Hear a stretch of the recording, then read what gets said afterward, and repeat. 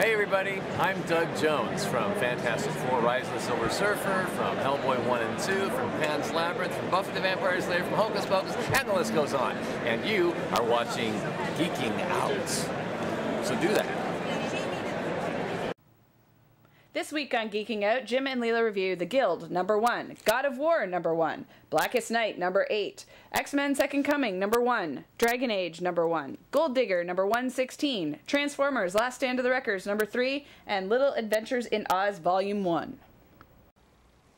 Hey there fans in Comic Land, it's Leila here from the Comic Connection for this week's comic book reviews. We are back after taking a week off, and of course, the universe tried to slap me down because I took a week off, and so did Jim. When we were not here, Felicia Day came into the store to look at her book, The Guild, which just came out, which we were planning to review last week, but then we were off. So, sorry Felicia that we missed you, but we are going to review your book. So here it is, The Guild, We did promise. 1. Yes, written by Felicia Day with art by Jim Rugg. So in this one we meet a girl named Sid, and she's sort of looking for a way to get out of the rut that she's in. She's just sort of fallen into this pattern and she's trying to get out of it. And she finds a really cool way to get out of it. She sort of buys a game. It's an MMORPG. And she creates her own character and she meets new friends online.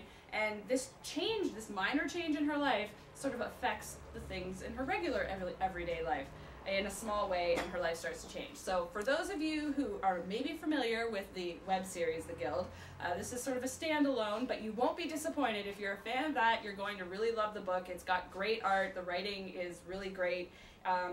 It's a book or a series about, you know, trying to find your way in the world and what it all means. And it has a real good heart to it. So if you like the series, definitely pick it up. It is a really good book. Next up, we've got God of War number 1, written by Marv Wolfman with art by Andrea Sorrentino. So in this one, we learn a bit about Kratos from the hugely popular PlayStation game as a youth and what it meant to be a Spartan. We witness his latest mission, which is to try and save his daughter. He has to capture the ambrosia of Asclepius, the god of healing.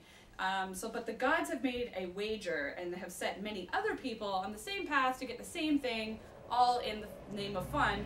So this is probably going to be another pretty bloody adventure for Kratos. So, if you're a fan of the game, you're probably going to pick up this book, and then you might be a little disappointed, because frankly, the graphics that you're used to seeing in the game are nowhere present in the book. Like, the art is completely different, and actually it's kind of muddy and kind of terrible. I didn't like it at all. The story is okay. I'm a big Kratos fan, so, you know, woo! But overall, a disappointing package. So I'm hoping that this is going to look better with number 2, but if the art is like this the whole way through, it's probably going to be pretty disappointing. Next up, we've got the hugely anticipated Blackest Night, number 8 of 8, written by Jeff Johns and art by Ian Reyes. So in this one, the final battle concludes and the power of all the rings is required. So once the dust clears, of course, there's sort of more questions than answers because we've got Brightest Day coming. So we want to know, why have some returned? Where's the entity gone? Where's Black Hand? What happened to the Indigo Tribe? And where is Bruce Wayne?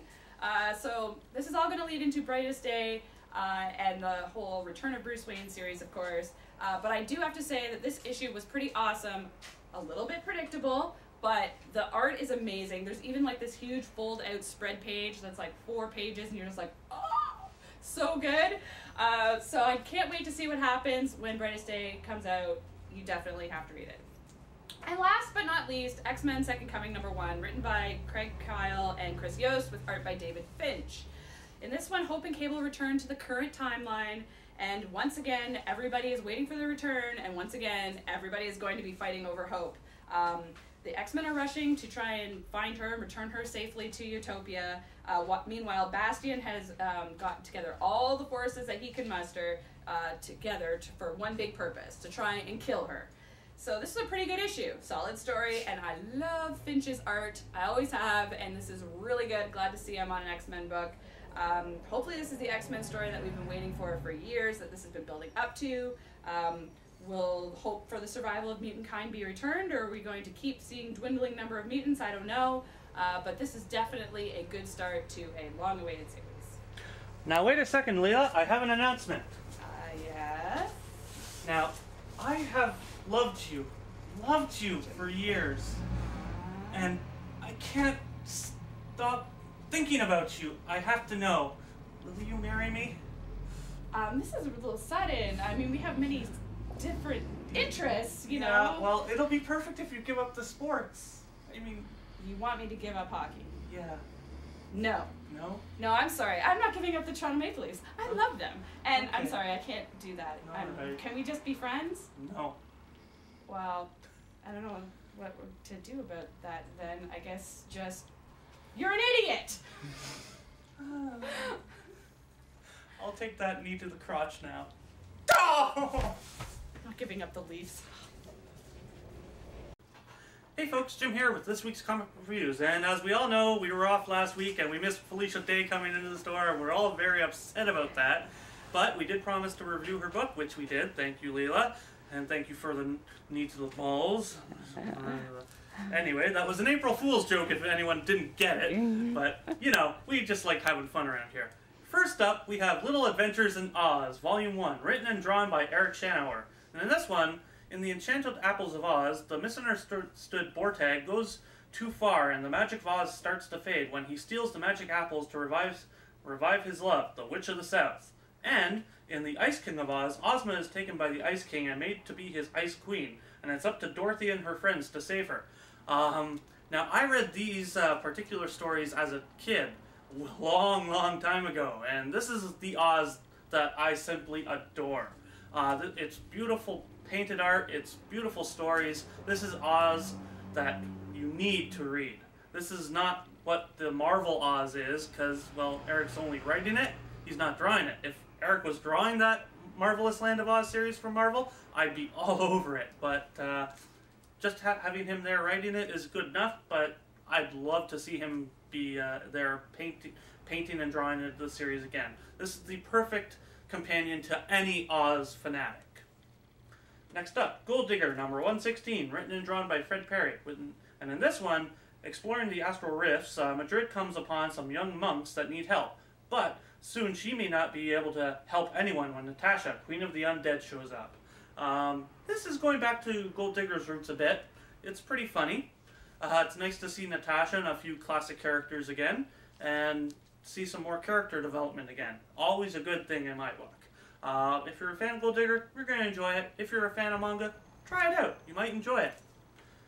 Next up, Dragon Age, number 1, written by Orson Scott Card with art by Mark Robinson. And in this one, Sada and Venice have a forbidden love, and soon they are torn apart by finding out Venice had a child with another.